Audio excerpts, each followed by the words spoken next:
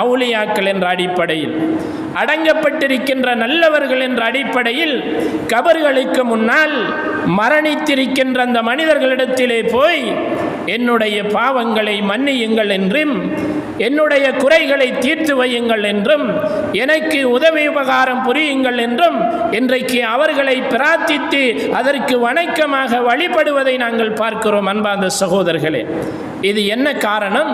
நம்முடைய புரிதலில் ஏற்பட்ட தவறு.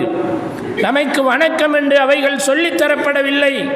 அப்படி சொல்லித்தரப்பட்டிருந்தாலும் அந்த வணக்கத்தை அல்லாஹ்வுக்கு மாத்திரம்தான் செய்ய வேண்டும் என்ற அடிப்படை அறிவு நமக்கு புகுத்தப்படவில்லை.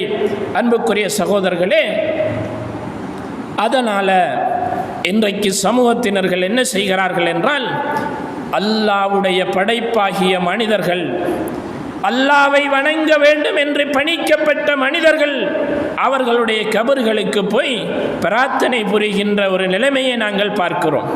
இது எவ்வளவு ஒரு தவறான விடயம் என்பதை நாம் ஒவ்வொருவரும் உணர வேண்டியிருக்கிறது. சகோதரர்களே, அல்லாஹ் குர்ஆனிலே என்னை நீங்கள் அழையுங்கள், உங்களுக்கு நான் விடையளிப்பேன் என்று அல்லாஹ் சொல்லியிருக்க, அல்லாஹ்வினால் படைக்கப்பட்டு அல்லாஹ்வினால் மரணத்தை தழுவிய ஒரு மனிதரிடத்தில் போய் இன்னொரு மனிதன் பிரார்த்திப்பது, இது எவ்வளவு அறிவுத்தன்மையான விஷயம். அன்புக்குரிய சகோதரர்களே, கொஞ்சம் யோசிக்க வேண்டிய விடயமாக இருக்கிறது.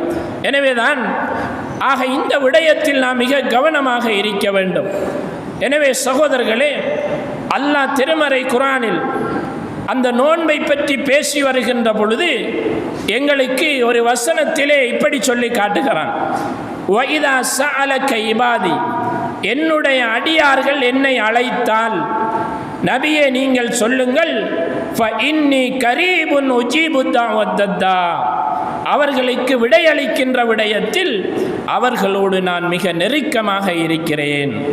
அல்லாஹ் ஒரு மனிதன் பிரார்த்திக்கின்ற பொழுது அவனுடைய பிரார்த்தனையை ஏற்பதற்கு, அவனுடைய அந்த கேள்விக்கு விடையளிப்பதற்கு அல்லாஹ் நெருக்கமாக இருக்கிறான் என்பதை அல்லாஹ் சுப்ஹானஹு வ தஆலா திருமறை குர்ஆனிலே நமக்கு சொல்லி காட்டுவதை பார்க்கிறோம்.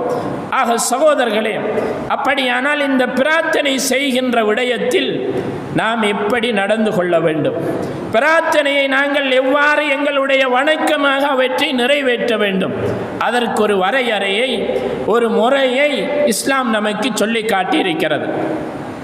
அல்லாஹ் திருமறை குர்ஆனில் சொல்லுகின்ற பொழுது, உதுஉ ரப்பக்கும், நீங்கள் உங்களுடைய இறைவனை பிரார்த்தனை செய்யுங்கள். எப்படி பிரார்த்தனை செய்யுங்கள்?